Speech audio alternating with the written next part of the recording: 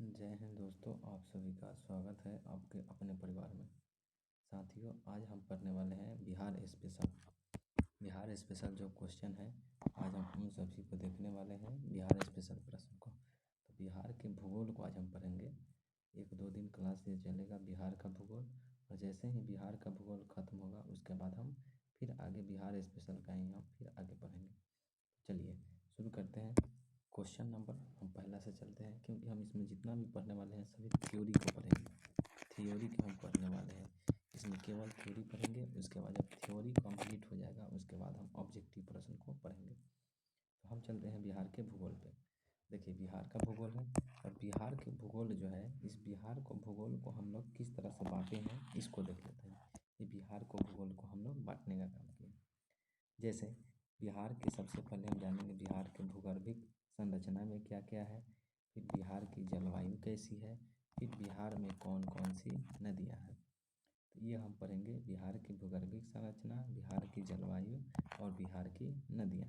बिहार की भूगर्भिक संरचना में हमको पढ़ना है, बिहार की चट्टान के बारे में पढ़ना है, पर्वत के बारे में पढ़ना है, पठार के बारे में पढ़ना है, और खनिज और मैदान के बारे में पढ़ना है। ये बिहार में ही पढ़ना है। अगर जलवायु की बात करें, जलवायु में वर्षा के बारे में पढ़ना है बिहार में मृदा के बारे में पढ़ना है, बिहार में कृषि के बारे में पढ़ना है, बिहार में उद्योग के बारे में पढ़ना है, और बिहार में वन्य एवं वन्य जीव के बारे में हमको पढ़ लेना है। तो ये बिहार की जलवायु से संबंधित है। अगर नदियाँ की बात करें तो बिहार में जो नदियाँ होती हैं, एक उत्तरी बिहार में जो नदी होती है उनके विषय में पढ़ना है, और एक दक्षिणी बिहार में जो नदियाँ होती हैं उसके विषय में पढ़ना वाला है।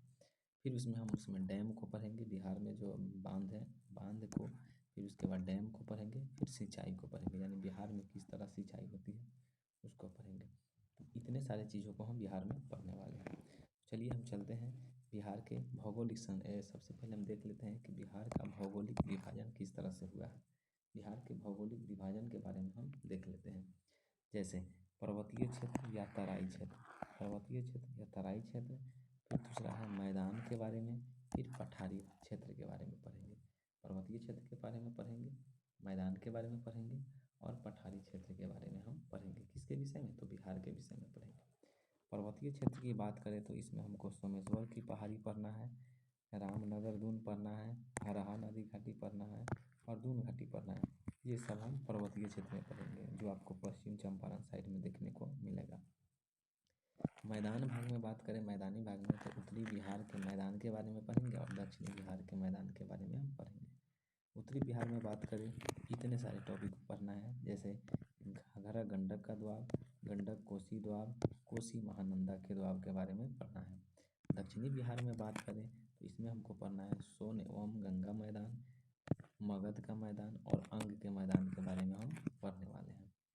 पहाड़ी क्षेत्र के बारे में बात करें, बिहार में पहाड़ी क्षेत्र तो आप दक्षिण के साइड में जाइएगा तो उधर पहाड़ी साइड मिलेगा, जैसे रोहतास कैमूर का पठार, जमुई एवं मुंगेर का पठार, और फिर क्या है, राजगीर, जमुई, खड़गपुर की पहाड़ियाँ और बराबर की पहाड़ियों के विषय में हमको पढ़ना है। तो ये पठारी के बारे में हमको पढ़ना है।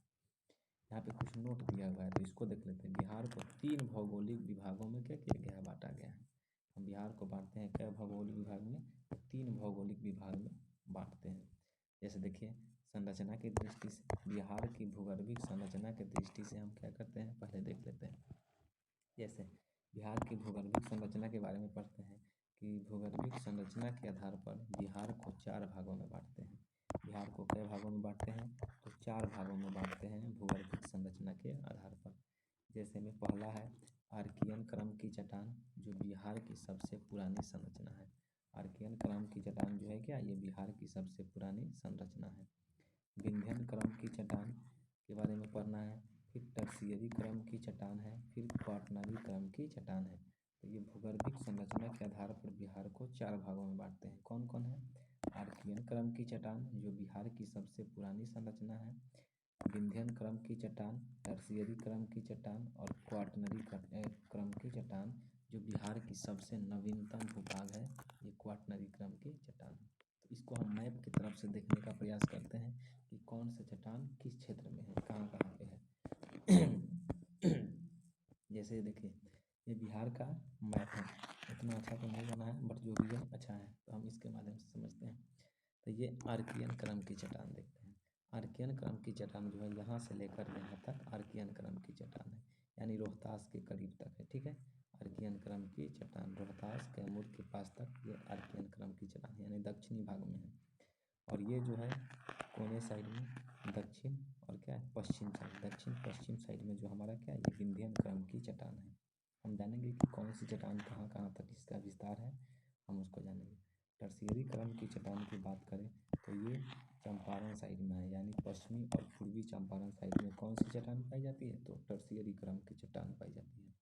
क्वाटरनरी चट्टान की बात करें तो क्वाटरनरी चट्टान जो है ये यहाँ से लेकर के क्या करती है पूरे यहाँ तक ले, यानी सबसे बड़ी भागों में ये पाई जाती है। कौन सी क्वाटरनरी चट्टान जो मैदानी भाग में है पाया जाता है।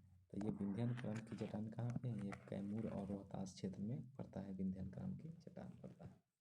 तो अब हम देखते हैं कि चट्टान जो बांटे हैं, जैसे ये आर्कियन चट्टान हो गया, विंध्यन क्रम की चट्टान हो गया, टर्शियरी क्रम की चट्टान हो गया और क्वाटरनरी क्रम की चट्टान हो गया, ये किस किस क्षेत्र में पाए जाते हैं उसको देखते हैं। और किस तरह की चट्टान है उसको देखते हैं, इसमें कौन कौन से खनिज पाए जाते हैं, किसमें खनिज नहीं पाए जाते हैं, उन सभी चीज़ों को हम देखने वाले हैं। तो पहले देखते हैं आर्कियन क्रम की चट्टान। ये आर्कियन क्रम की चट्टान है, इसको देखेंगे आर्कियन क्रम की चट्टान के विषय में। आर्कियन क्रम की चट्टान है, इसको देखते हैं। पृथ्वी के ठंडा होने के दौरान जो सबसे पहली चट्टान बनी उसे आर्कियन क्रम की चट्टान कहते हैं। यानी जब पृथ्वी जब गर्म था और गर्म होने के बाद क्या हुआ, धीरे धीरे जब ठंडा हुआ, ठंडा होने के बाद जो पहली बार जो चट्टान बनी थी वही चट्टान हमारा क्या था, आर्कियन क्रम की चट्टान था। इसके अपर्दन के विषय में देखते हैं। इसके फलस्वरूप धारवाड़ क्रम की चट्टान का निर्माण हुआ। और जैसे जैसे इस आर्कियन क्रम की चट्टान का क्या हुआ, क्षरण हुआ, अपर्दन हुआ, तो किस क्रम की चट्टान का निर्माण हुआ, धारवाड़ क्रम की चट्टान का निर्माण हुआ। धारवाड़ क्रम की चट्टान का निर्माण हुआ, धारवाड़ क्रम की। धारवाड़ क्रम की चट्टान देखते हैं। ये इस क्रम की चट्टान सर्वप्रथम कर्नाटक के धारवाड़ जिले में पाई गई, इस कारण से नाम धारवाड़ संरचना है। यानी धारवाड़ क्रम की चट्टान जो है सबसे पहले क्या है, ये कर्नाटक के सर्वप्रथम धारवाड़ जिले में पाई गई, इसलिए इसका नाम पड़ गया धारवाड़ चट्टान। इस क्रम की चट्टान में जीवाश्म नहीं पाए जाते हैं। यानी धारवाड़ क्रम की जो चट्टान है इसमें क्या होता है, इसमें जीवाश्म नहीं पाए जाते हैं, इसमें जीवों के अंश नहीं पाए जाते हैं इस क्रम की चट्टान में। नेक्स्ट चलते हैं। टॉपिक दिया हुआ है यहाँ पे स्टार पॉइंट है, यानी जो पॉइंट मेन पॉइंट है वो हम यहाँ पे पढ़ने वाले हैं। जितने सारे ये सचिन एकेडमी जो है, सचिन एकेडमी का नोट्स है, सचिन एकेडमी का जो बिहार स्पेशल है उसी का नोट्स है। देखते हैं धारवाड़ क्रम की चट्टान। धारवाड़ क्रम की चट्टान में धात्विक खनिज पाए जाते हैं। धारवाड़ क्रम की चट्टान इसमें जो है कौन सा खनिज पाया जाता है, तो इसमें धात्विक खनिज पाया जाता है धारवाड़ क्रम की चट्टान में। धारवाड़ क्रम की चट्टान दक्षिण पूर्वी बिहार में पाई जाती है। धारवाड़ क्रम की चट्टान जो है कहाँ पे पाई जाती है, ये दक्षिण पूर्वी क्षेत्र में पाई जाती है। जैसे मान लीजिए कि ये हमारा बिहार हो गया, ये हमारा बिहार हो गया और ये दक्षिण पूर्व का जो क्षेत्र है वहीं पे पाया जाता है। जैसे ये बिहार हो गया, एक बार में बनाना।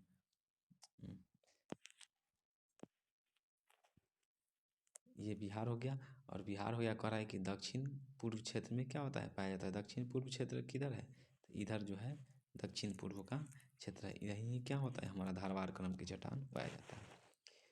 धारवाड़ क्रम की चट्टान दक्षिण पूर्व बिहार में पाई जाती है।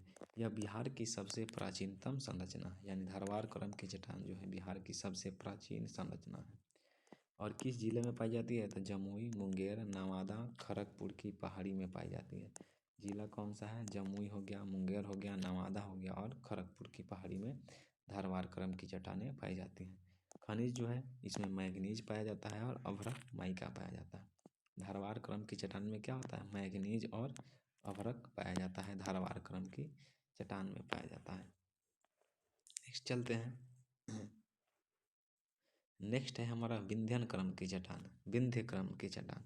विंध्यन क्रम की चट्टान देखते हैं। धारवाड़ क्रम की चट्टान देख लीजिए कहाँ पाया जाता है, तो ये दक्षिण पूर्व में धारवाड़ पाया जाता है। और विंध्यन चलते हैं। विंध्यन का निर्माण जो होता है ये भवन निर्माण सामग्री में पाई जाती है। यानी ये जो चट्टान है भवन निर्माण सामग्री में क्या होती है, पाई जाती है। बिहार का दूसरा सबसे प्राचीनतम संरचना है कौन सा, ये विंध्यन क्रम की चट्टान है। बिहार का दूसरा सबसे प्राचीनतम संरचना है। जिला कैमूर हो गया, रोहतास हो गया और भभुआ हो गया। किस जिले में पाई जाती है? तो कैमूर, रोहतास और भभुआ जिले में पाई जाती है। इसकी अवस्थिति जो है कहाँ पे है? ये दक्षिण और पश्चिम बिहार में है। इसकी अवस्थिति कहाँ पे है? दक्षिण पश्चिम बिहार में अवस्थिति है विंध्यन क्रम की चट्टान की। कैमूर का पठार विंध्यन संरचना का भाग है। कैमूर का पठार जो है किस संरचना का भाग है? तो ये विंध्यन संरचना का भाग है। कौन चीज़? कैमूर का पठार जो है विंध्यन संरचना का भाग है। खनिज इसमें कौन कौन सा आता है? तो चूना पत्थर होगा, बलुआ पत्थर होगा और पाइराइट्स इसमें पाए जाते हैं। चूना पत्थर, बलुआ पत्थर और पाइराइट्स इसमें पाए जाते हैं। चूना पत्थर, बलुआ पत्थर और पाइराइट्स पाए जाते हैं। तो विंध्यन क्रम की चट्टान भी देख लिए, धारवाड़ क्रम की चट्टान भी देख लिए। धारवाड़ क्रम की चट्टान कहाँ पे पाई जाती है? तो बिहार के दक्षिण पूर्व दिशा में पाई जाती है। और विंध्यन क्रम की चट्टान जो है कहाँ पे पाई जाती है? ये अवस्थिति जो है दक्षिण पश्चिम बिहार में पाई जाती है। दक्षिण पश्चिम बिहार में पाई जाती है। जैसे ये हमारा बिहार है, ये बिहार है और इसका दक्षिण पश्चिम जो भाग होगा, इधर वाला जो क्षेत्र होगा वहीं पे क्या होगा? ये विंध्यन क्रम की चट्टान यानी कैमूर और रोहतास जिला में पाया जाता है। रोहतास को ही भभुआ कहा जाता है। और इसमें कौन कौन से खनिज मिलते हैं? चूना पत्थर, बलुआ पत्थर और पाइराइट से मिलते हैं। नेक्स्ट चलते हैं टर्शियरी क्रम की चट्टान। टर्शियरी क्रम की चट्टानों के विषय में चलते हैं। इसमें क्या कहा जा रहा है? यह बिहार के उत्तर पश्चिम भाग में पाया जाता है। जैसे ये बिहार हो गया हमारा, तो बिहार के क्या होता है? उत्तर पश्चिम भागों में पाया जाता है। यहाँ पे उत्तर पश्चिम भागों में पाया जाता है टर्शियरी क्रम की चट्टान। ये कहाँ पे पाया जाता है? बिहार के उत्तर पश्चिम भागों में पाया जाता है।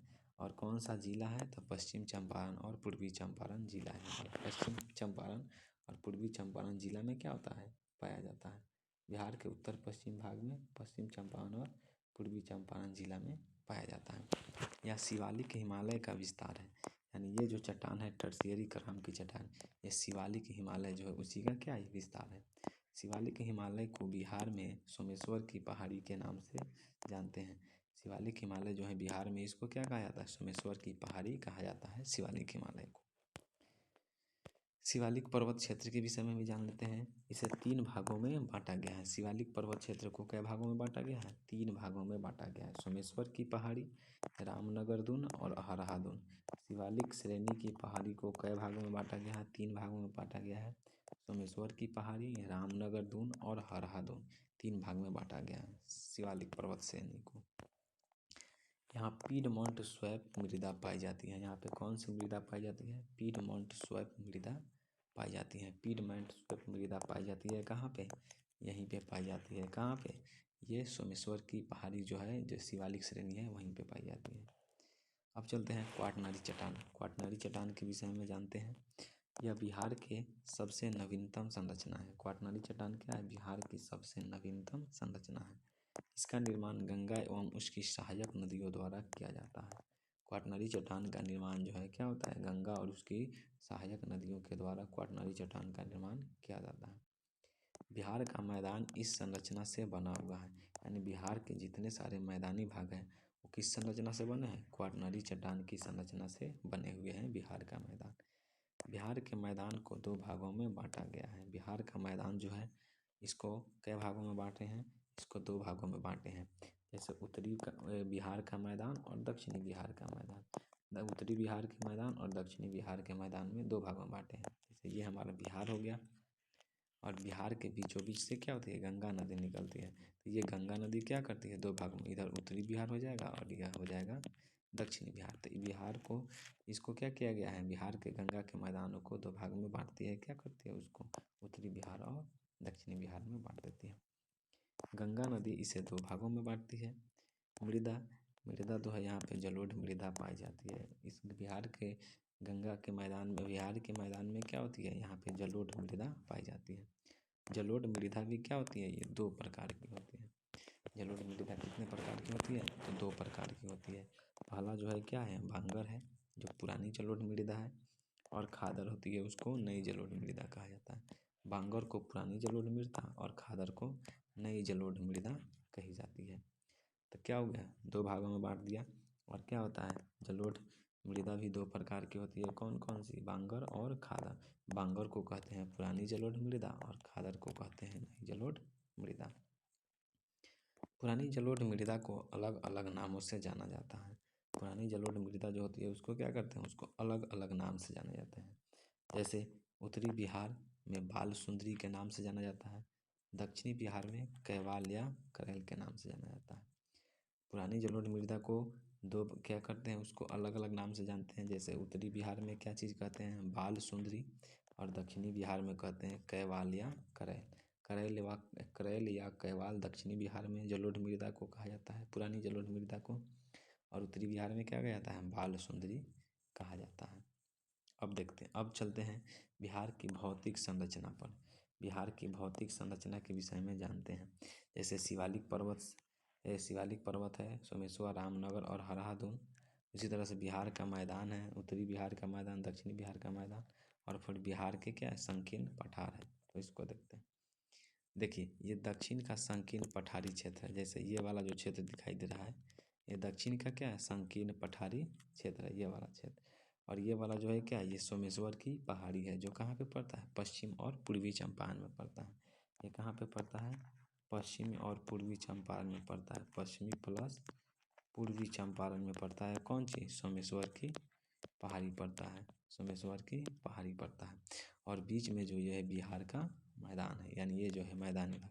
इधर पहाड़ी क्षेत्र आपको दिखने के मिलेगा, इधर भी कुछ आपको पहाड़ी क्षेत्र दिखने को मिलेगा, लेकिन ये वाला जो क्षेत्र है ये क्या है, मैदानी है। जितनी बहुत सारी खेतियाँ जो होती है इसी मैदानी क्षेत्र में बिहार में खेती की जाती है।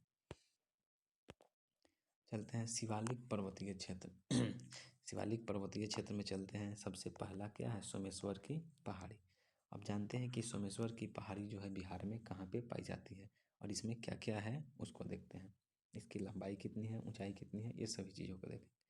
तो सोमेश्वर की पहाड़ी में जानते हैं कि ये शिवालिक के पर्वतीय क्षेत्र को बिहार में सोमेश्वर की पहाड़ी से कहा जाता है। यानी शिवालिक का जो पर्वतीय क्षेत्र है उसको बिहार में क्या कहा जाता है, सोमेश्वर की पहाड़ी कहा जाता है। इसका जो लोकेशन है ये पश्चिमी चंपारण में अवस्थित है। ये कहाँ पे स्थित है, तो ये पश्चिम चंपारण में स्थित है। कहाँ पे स्थित है, तो पश्चिम चंपारण में स्थित है। शिवालिक श्रेणी का ऊपरी भाग की लंबाई कितना है, 74 किलोमीटर है। शिवालिक श्रेणी जो है उसके ऊपरी भाग की लंबाई जो है 74 किलोमीटर है। इसका विस्तार जो है त्रिवेणी नहर यानी त्रिवेणी नगर से लेकर भिखनाठोड़ी दर्रा तक है। कहाँ तक है, त्रिवेणी नगर से लेकर के भिखनाठोड़ी भिखनाठोड़ी दर्रा तक है। कहाँ पे है, भिखनाठोड़ी दर्रा तक। कहाँ से, त्रिवेणी नगर से लेकर के विस्तार है। बिहार एवं नेपाल के मध्य प्राकृतिक सीमा बनाता है। यानी सोमेश्वर की पहाड़ी जो है बिहार और नेपाल के मध्य क्या करता है, ये प्राकृतिक सीमा बनाने का काम करता है। बिहार की सर्वोच्च चोटी सोमेश्वर का किला सोमेश्वर की पहाड़ी पर स्थित है। बिहार की सर्वोच्च चोटी सोमेश्वर का किला कहाँ है, सोमेश्वर की पहाड़ी पर स्थित है, और ये 874 मीटर ऊंचा है। 874 मीटर क्या है, ये ऊंचा है। कितना मीटर ऊंचा है, 874 मीटर।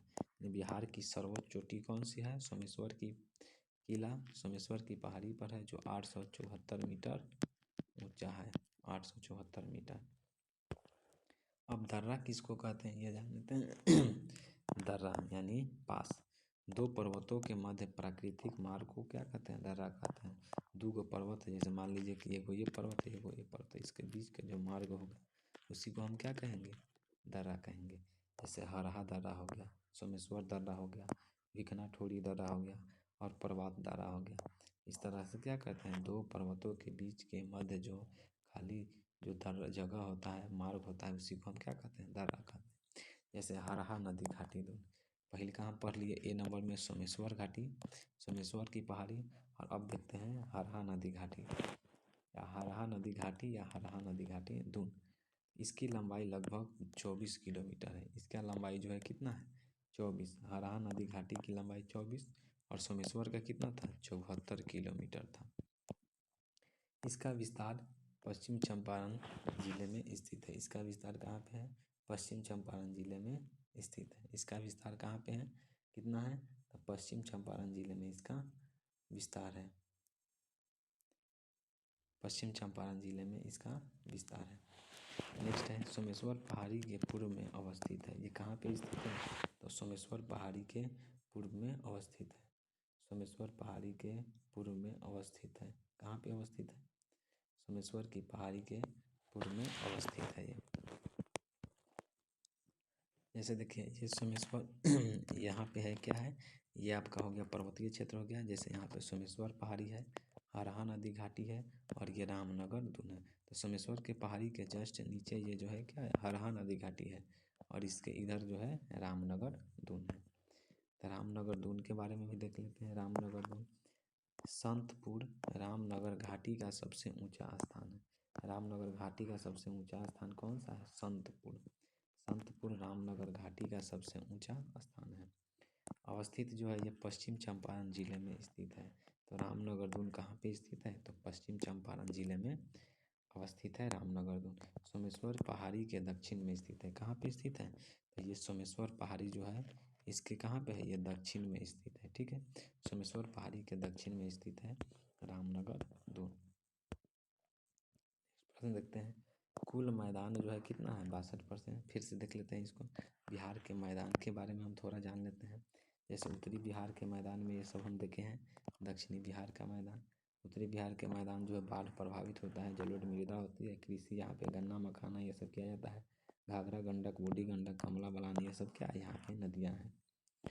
दक्षिण गंगा में है, बिहार के दक्षिणी मैदान में भी नदियाँ हैं। देख लेते हैं। बिहार का सबसे बड़ा भौतिक प्रदेश संरचना वो क्या कहता है? मन या क्षारण या चौर कहा जाता है। बिहार की सबसे बड़ी भौतिक प्रदेश के संरचना के नाम को क्या, संरचना को क्या कहता है? मन, क्षारण और दियारा कहा जाता है। ठीक है, अब चलते हैं दक्षिण बिहार।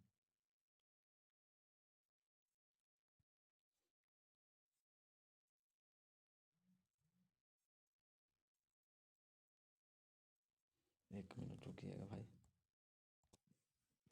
चलिए दक्षिण बिहार के मैदान के बारे में हम देखते हैं। दक्षिण बिहार के बारे में ये क्या है? सूखा प्रभावित क्षेत्र है। दक्षिण बिहार जो है कैसा क्षेत्र है? सूखा प्रभावित क्षेत्र है। यहाँ पे सुखाड़ आते रहता है। यहाँ की जो मृदा है कैसी है? बलथर मृदा है, करैल है, कैवाल है। यहाँ की मृदा जो है बलथर है, करैल है और कैवाल है। यहाँ की मृदा कैसी है? बलथर, करैल और कैवाल है। और कैसा क्षेत्र है? सूखा प्रभावित क्षेत्र है। सूखा प्रभावित क्षेत्र है। कृषि जो यहाँ पे होती है क्या होती है? दलहन और मोटे अनाज वाली होती है। कृषि कैसी होती है? मोटे अनाज वाली होती है। सब्जी भी होती है। पुरानी जलोढ़ मृदा यहाँ पे क्या होती है? पाई जाती है। यह नदी जो है कैसी नदी है? कर्मनाशा, सोन, पुनपुन, फल्गु नदियाँ यहाँ पे बहती है। कर्मनाशा, सोन, पुनपुन और फल्गु नदियाँ यहाँ पे बहती है। अब देखते हैं बिहार के मैदान के बारे में। बिहार के मैदान का निर्माण गंगा एवं उसकी सहायक नदियों ने किया है। अवसादी के करण से यानी बिहार, थोड़ा सा गलती लिखा गया है यहाँ पे। तो बिहार के मैदान का निर्माण कौन किया है? गंगा और उसकी सहायक नदियों के द्वारा क्या किया गया है? बिहार के मैदान का निर्माण किया गया है। बिहार के मैदान का निर्माण किसके द्वारा किया गया है? तो उसकी बिहार की गंगा और उसकी सहायक नदियों के द्वारा किया गया है। बिहार की नवीनतम संरचना है। बिहार की क्या है? ये नवीनतम संरचना है। बिहार के मैदान की ढाल उत्तर पश्चिम दिशा से दक्षिण पूर्व दिशा की तरफ है। बिहार के मैदान की ढाल जो है कहाँ कैसी है? उत्तर पश्चिम दिशा से दक्षिण पश्चिम दिशा की तरफ है बिहार के मैदान की ढाल। बिहार के मैदान की औसत ऊंचाई 53 मीटर यानी 173 फीट है। बिहार के मैदान की औसत ऊंचाई कितनी है? 53 मीटर और 173 फीट। तो ये प्रश्न पूछा है, इसलिए इसको ध्यान में रखना है। यानी बहुत सारे प्रश्न पूछा है। आप बीपीएससी अगर टीआरई दीजिएगा तो ये अगर पूरा नोट्स पढ़ लीजिएगा तो इसके आसपास से आपका जितना क्वेश्चन है सारे प्रश्न इसमें से आ जाएंगे। तो बिहार के मैदान की औसत ऊंचाई कितनी है? 53 मीटर है। गहराई जो है 1000 से 1500 के मध्य में है। इसके गहराई जो है कितना है? 1000 से 1500 के मध्य में है। अब देखते हैं उत्तरी बिहार के मैदान के बारे में। उत्तरी बिहार का मैदान देखते हैं। पश्चिम से पूर्व की तरफ जाने पर द्वाब क्रम है। कौन कौन सा है? पश्चिम से पूर्व की तरफ जाएंगे तो कौन कौन सा द्वाब है? घाघरा गंडक द्वाब है, गंडक कोसी द्वाब है और कोसी महानंदा द्वाब है। कौन कौन द्वाब है? घाघरा गंडक द्वाब है, गंडक कोसी द्वाब है, कोसी महानंदा द्वाब है। कहाँ से जाने पर? तो पश्चिम से पूर्व दिशा की तरफ जाने पर। उत्तरी बिहार के मैदान की भू आकृति को दियारा कहा जाता है। उत्तरी मैदान की उत्तरी बिहार के मैदान की भू आकृति को क्या कहा जाता है? दियारा कहा जाता है, अर्थात वह ऊंचा उठा हुआ बालू से बना भूभाग जो पानी से घिरा होता है उसी को क्या कहा जाता है? दियारा। यानी वह ऊंचा उठा हुआ बालू से बना भूभाग जो पानी से घिरा होता है उसी को क्या कहते हैं? दियारा कहा जाता है। यहाँ पे एक पॉइंट दिया गया है, इसको भी देख लेते हैं। गंगा के मैदान में नदियाँ विसर्ग के कारण विशेष प्रकार की आकृति का निर्माण होता है जिसे मन या क्षारण या चौर कहा जाता है। गंगा के मैदानी भाग में क्या होता है? नदियों के विसर्ग के कारण क्या होता है? एक विशेष प्रकार की आकृति बनता है जिसको मन, चारण या चौर कहते हैं। जैसे मान लीजिए कि ये नदियाँ घूमते घूमते जा रही है, घूम रही है, और कभी कभी क्या होता है ये घूमते घूमते जाएगी और ये वाला रास्ता छोड़ देगी और यहाँ से सीधे कट करके इसमें मिल जाती है और फिर ये अपना नदी बना लेती है। तो जब इधर से घूमते जाएगी और इसमें जब मिलेगी तो ये वाला भाग क्या हो जाएगा? कट हो जाएगा और इसमें क्या हो जाएगा? पानी लगा रहता है और इसी पानी को क्या कहते हैं? चौर, क्षारण या विसर्ग जो निर्माण करता है इसी को हम क्या कहते हैं? गोकुर झील कहा जाता है। पानी लगा रहता है तो उसी को हम कहेंगे गोकुर झील, यानी गाय के पैर जैसा इस तरह से बन जाता है। गोकुल इस तरह से बना रहता है, इसलिए इसी को हम क्या कहते हैं? गोकुल झील कहा जाता है। ठीक। बिहार के उत्तरी बिहार के मैदान को 4 भागों में बांटा गया है। उत्तरी बिहार के मैदान को क्या भागों में बांटा गया है? तो 4 भागों में बांटा गया है उत्तरी बिहार के मैदान। तराई या उपतराई, भांगर या भांगर, खादर, चौर, मन, क्षारण के रूप में बांटा गया है। बिहार के मैदान को क्या भाग में बांटा गया है? 4 भाग में। तराई या उपतराई, भांगर या भांगर भी कहा जाता है, खादर, चौर, मन या क्षारण भी कहा जाता है। जैसे तराई में आएगा नेपाल से लगा हुआ क्षेत्र, इसको भाबर भी कहा जाता है, और शिवालिक पर्वत के समानांतर एक संकीर्ण पट्टी है।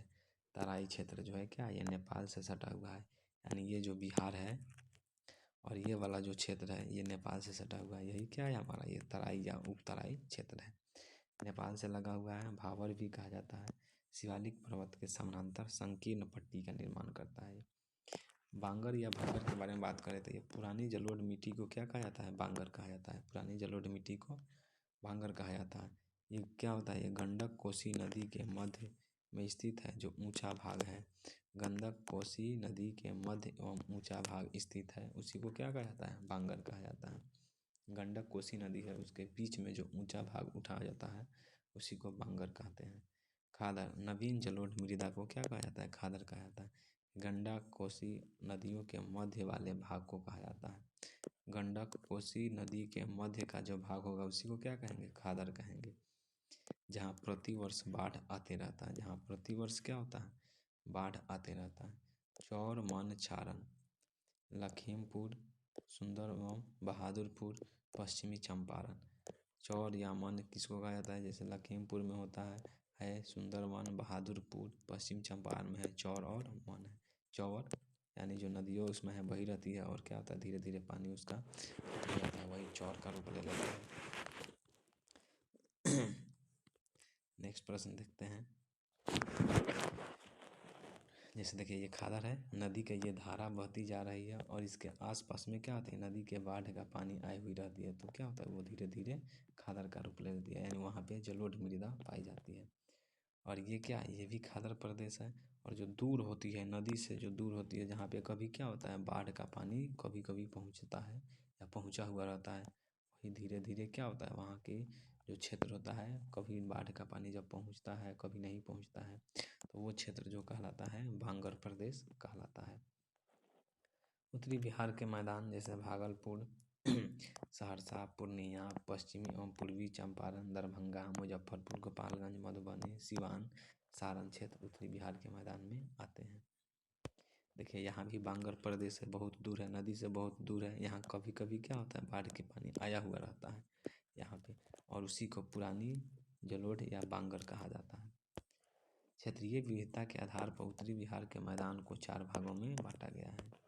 क्षेत्रीय विविधता के आधार पर दक्षिण बिहार के मैदान के अब पढ़ लेते हैं। दक्षिण बिहार के मैदान के बारे में पढ़ लेते हैं। बिहार के कुल मैदान का लगभग 38% दक्षिण बिहार का मैदान जो है क्या है? बिहार के कुल मैदान का लगभग कितना है 38% है। इसकी चौड़ाई 40 किलोमीटर से 135 किलोमीटर तक पाई जाती है। इसकी चौड़ाई जो है 40 किलोमीटर से 135 किलोमीटर तक पाई जाती है। यह छोटा नागपुर के पठार के उत्तरी सीमा निर्धारित करता है गोंडवाना भूमि। यह छोटा नागपुर के पठार की उत्तरी सीमा निर्धारित करता है गोंडवाना भूमि। पहाड़ी जो यहाँ पे क्या है, गया की पहाड़ी है, जेठनिया की पहाड़ी है, बराबर की पहाड़ी है, प्रेतशिला, भूतशिला की पहाड़ी, बिहार शरीफ, पीर पहाड़ी स्थित है। पहाड़ी यहाँ पे क्या है, दक्षिण बिहार के मैदान में गया की पहाड़ी, जेठनिया, बराबर की पहाड़ी, प्रेतशिला, भूतशिला, बिहार शरीफ में क्या होता है, पीर पहाड़ी इत्यादि पाए जाते हैं। इस क्षेत्र में प्राकृतिक तटबंध पाए जाते हैं। इस क्षेत्र में क्या होता है, प्राकृतिक तटबंध पाए जाते हैं, जिसे टाल के नाम से जाना जाता है। इसे क्या कहा जाता है, इसके टाल के नाम से जाना जाता है। पटना से भागलपुर के मध्य इसका निर्माण हुआ। पटना से कहाँ हुआ निर्माण, भागलपुर के मध्य इसका निर्माण हुआ। जैसे मोकामा टाल, सिंघोल टाल, मोर टाल और क्या है, बढ़िया टाल। ये क्या है, टाल है जो कहाँ से पटना से भागलपुर के मध्य में इसका निर्माण हुआ है। मोकामा टाल, सिंघोल टाल, मोर टाल और बढ़िया टाल, यहीं पे क्या हुआ, इसका निर्माण हुआ है। दोस्तों आज हम इतना ही रहने देते हैं दक्षिण बिहार के मैदान तक। फिर नेक्स्ट वीडियो में हम इसके आगे लेकर के आएंगे। ये जो आपका थ्योरी क्लास चल रहा है ये बहुत ही इम्पोर्टेंट है, क्योंकि ये अगर थ्योरी पढ़ लेते हैं तो आपके जितने सारे प्रश्न हैं वो बनने लगेंगे। तो इसको ज़रूर अच्छे से देखिएगा और शेयर ज़रूर कीजिएगा। चैनल पर नए हैं तो चैनल को सब्सक्राइब कर लीजिएगा।